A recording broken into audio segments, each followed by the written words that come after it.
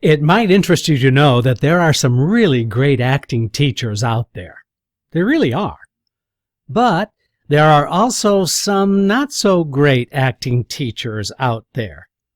We're going to talk about the best acting teacher choice for you on today's episode of Casting Actors Cast.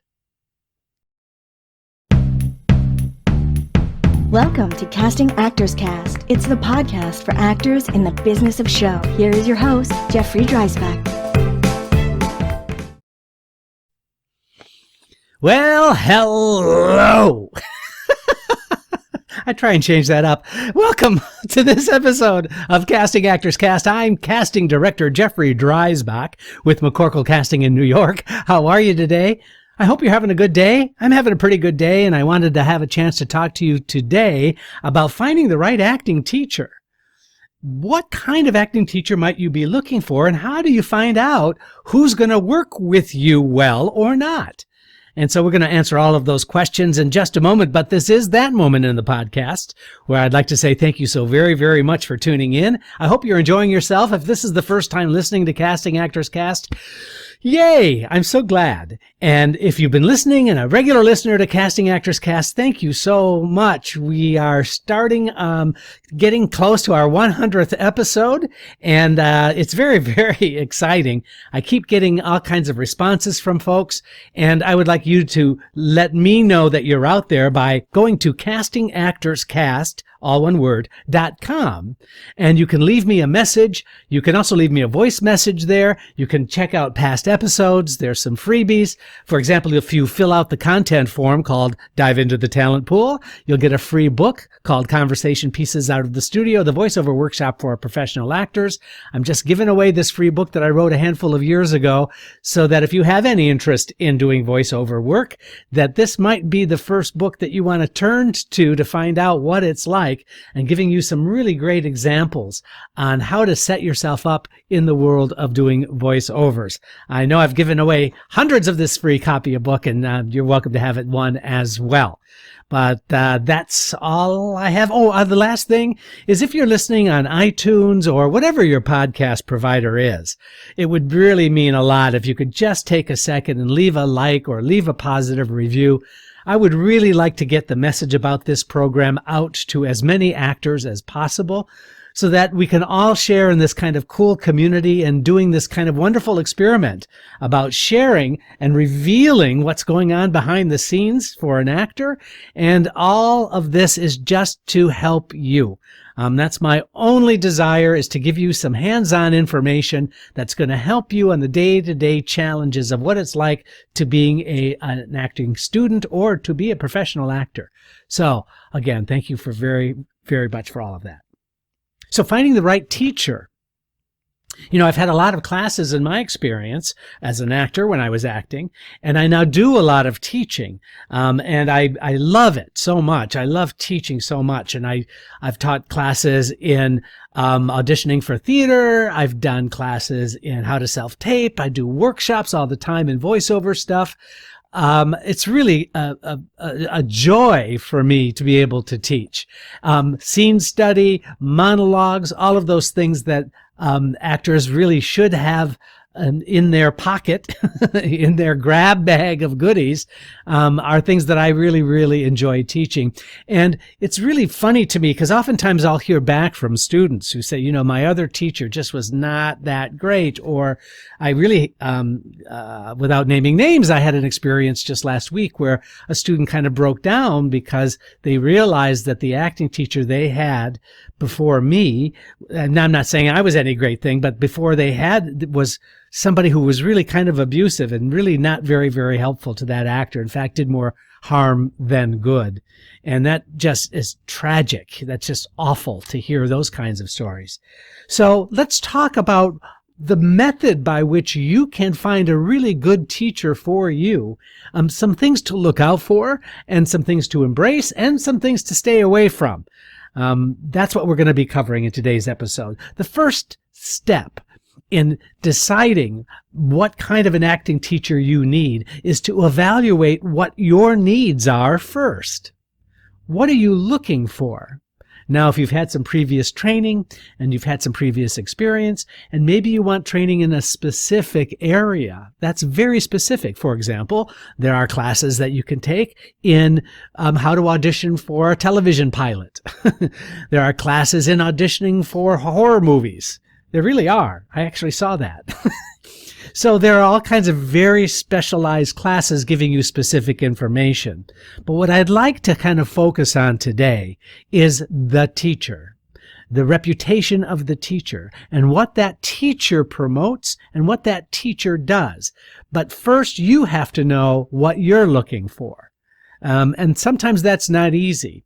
Sometimes actors are just not sure what they need. They just like the idea of getting into a class. Well, do you need a scene study class? Do you need a class that strictly works on your connection to the material? Is there a teacher out there who's really great at helping you prepare for auditions? And you know there are. So take a look at your own needs first, and fill out a wish list for those things that you need and what would be an ideal situation for you in a class environment like that.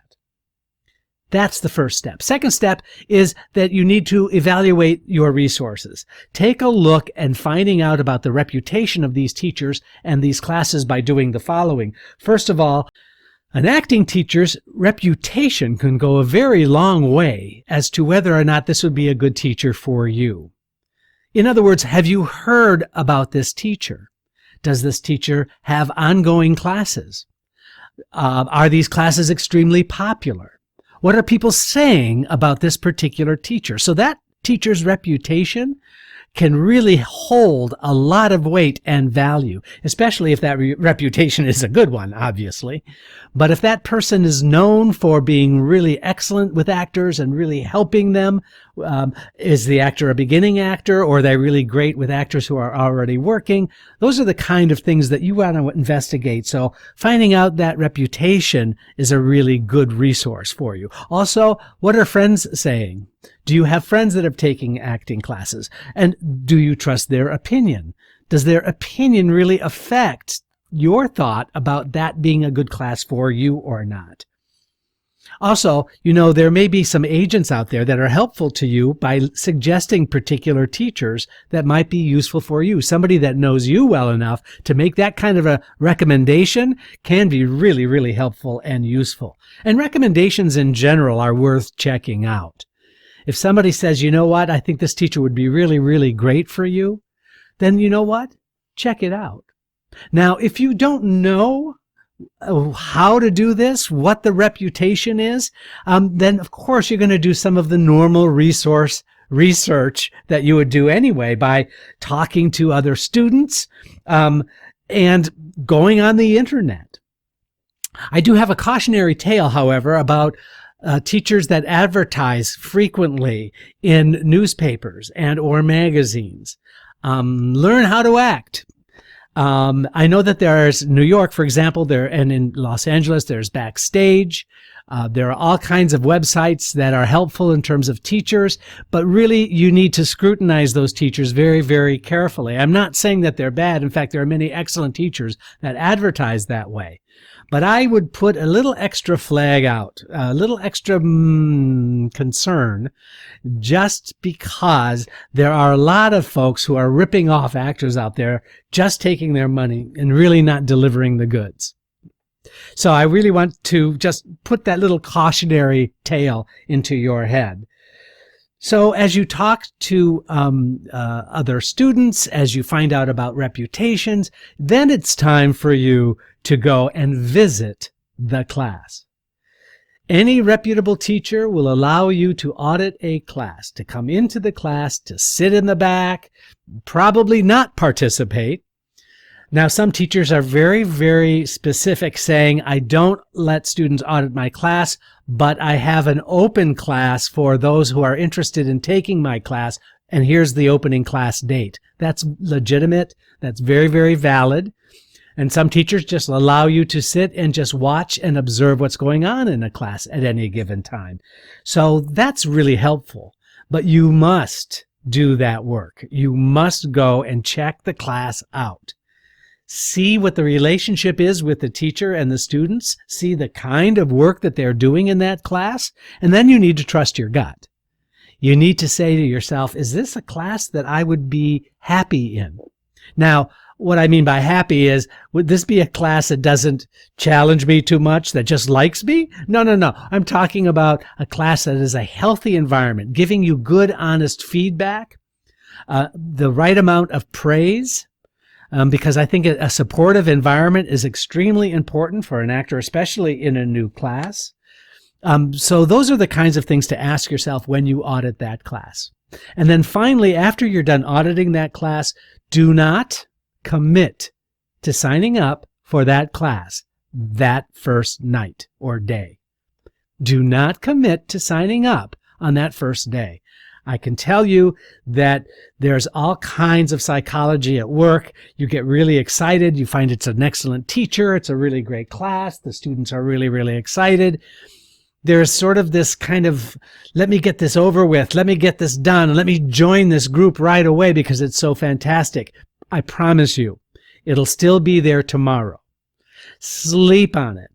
Give yourself time to digest the experience that you had in that audit. Be careful about jumping in with both feet right away. The impulsivity of that can be damaging because you'll find and discover some disappointment down the road, and it might not be that you're trusting your gut fully. So giving that little bit of time is going to serve you well. I know this for a fact. And so heed that advice if you would, please. I promise you, you won't regret it. Also, the thing to ask about any of these classes that you take is you want to find out about their absentee policy. You want to find out, gosh, if I get hired to do a show or if I get hired to be in a film or a television thing, what's the policy if I'm not able to make that class? Is there a makeup class? Can we extend the time I'm committed to that class by those times that I'm not able to make that class for the money? And some acting teachers will have very, very strict policies about that. That if you can't make the class, you still have to pay for that particular slot, and that is that. Even if you miss it because of a job or whatever, and some teachers are very strict about that. I don't have a personal opinion one way or the other. I can understand both sides of that argument, right? If you're not in class, but you paid for the class, that means that that's a slot that would have been open for somebody else who could pay. On the other hand, if it's the kind of environment that is just encouraging actors to work and continue to work and you get a job opportunity, I'm hard-pressed to believe that there wouldn't be something in place to not penalize you because you are a working actor. So that's the other side of that argument. Again, I don't have a really tough opinion about that. I'm sure you do. I'd love to know what your thoughts are about that. Also, it's important to know if this is a finite commitment to a class or not. Simply signing up for a class and making it ongoing, although might have some kind of appeal for you, in my view, it's much more important when you start in a new class session that you make it a finite period of time rather than just an ongoing class. I think it's important to have a beginning and middle and end for the experience, especially starting out. If after that time you find it to be really great and valuable and fun, then by all means go ahead and join up and do more classes. But having a finite number of classes, I think, is psychologically very, very beneficial for the actor. I really do. Now let's talk about an acting teacher. This is kind of important, just from personal mistakes I've made and just kind of hearing some horror stories that are out there. An acting teacher is not your parent. You know that, right? There's a tendency to want to do, in psychology terms, what they call transference, which is because this is somebody in authority, somebody that you respect, you have a parental relationship with that acting teacher. Stay away from those thoughts. This is somebody who's been hired to help you, that you are hiring them. They're there to use their experience and their techniques to get you to a better place in your work. Keeping it simple in your head like that is really, really beneficial, I think. Also, a good acting teacher is not, I know this might be shocking, is not a mentor. It's not somebody who is giving you career guidance on a day-to-day basis unless that's the class you're taking. But if you're just taking a scene study class or an acting class that is encompassing monologues or cold reading technique or whatever, this is not the time to invest in that person as a mentor, not somebody who is going to guide you through your career choices. It's important that that line be very, very clear. That person is hired as a teacher to teach you the information and to give you feedback based on the work you're providing them. That's the relationship. Please keep that in mind as you also look at some of these classes. I know those lines can get crossed and muddied sometimes, but I think it's of value to you to keep that perspective overall. And finally, an acting teacher is not a psychologist. They're not trained necessarily in psychology. They're not there to mess with your psyche in any way. Even though you might be doing sense memory work where you're thinking about past experiences, where you're getting in touch with your emotional self. All of those are valuable tools for an actor, but this is not the time where that teacher is into your psychology to the point where they're messing with you, if you know what I'm talking about. That to me, in my opinion, is abusive. And although that can be a gray area sometimes, especially if it's a teacher that's very, very caring and likes you very much and you like them very much, and the perception is that they're there to help you. I think sometimes damage can get done and that can mess with you, that can have long-term effects. So again, approaching it with clear eyes, approaching it in a pragmatic way will only help the relationship overall as you're looking at your acting teachers. Here are some things that are really great for a good acting teacher. One is that they're easy to communicate with, that you understand what they're saying. They're able to talk to you in a way that you really understand what they're talking about. They're not talking over your head or they're not overindulging it. That they're really just having a really good, clean communication skill set that is helpful to you. That makes a really, really awesome teacher. Also, I do believe that you need a teacher who's empathetic, who really is caring about their work and caring about you in that environment. So an empathic teacher who can really show and demonstrate their want and their need to help you be better is very, very useful, very, very helpful. And I appreciate the caring nature of that relationship. And finally, that acting teacher needs to be fully engaged. I mean that they're there to help the class. They're there to help each individual in that class. That they're not looking at their cell phone. Right? I mean, that makes sense, right? That they're not talking about other classes or they're not waxing philosophy all the time. That they're there for you and for your benefit to help you understand and to keep you in a way that's positive and encouraging, but yet providing the kind of feedback, that they're giving you the right kind of praise, that they're able to critique you in a good, honest way, that there's a sense of motivation on your part, that you want to learn from this particular teacher because they're providing something that you know is valuable. That is a really great relationship. That is also something to hang on to. And then finally, I think it's important that you keep a log, a diary of every acting class that you take. What did you discover?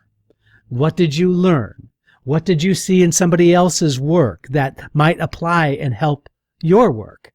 Those are the kinds of things that will really be helpful to you. But keeping a logbook is a really excellent way of staying fresh with the information. And then after a while, you can go back and check out some of those things that were taught and learned. And it's a great refresher.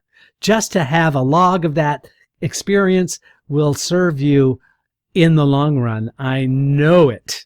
I know it. So that's our podcast, our patio today on The Right Teacher. I hope you found it useful. I really appreciate you tuning in and listening to me, and let me know if you have any questions. If I can be of any help to you, go to castingactorscast.com. Thanks for watching and listening. I'm Jeffrey Dreisbach, and as you know, this is Casting Actors Cast. Casting Actors Cast is made possible with your support just by listening. Please like, share, and subscribe wherever you get your podcasts.